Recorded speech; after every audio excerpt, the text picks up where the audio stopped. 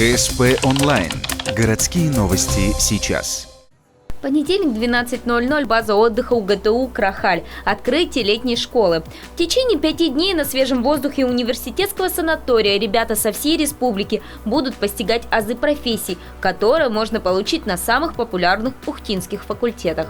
Подростков ждет школа молодого предпринимателя, геолога, архитектора, но в университете говорят: мы не только хотим познакомить будущих абитуриентов с техническим университетом. Вообще хочется посмотреть, что сегодня представляет наш школьник из себя.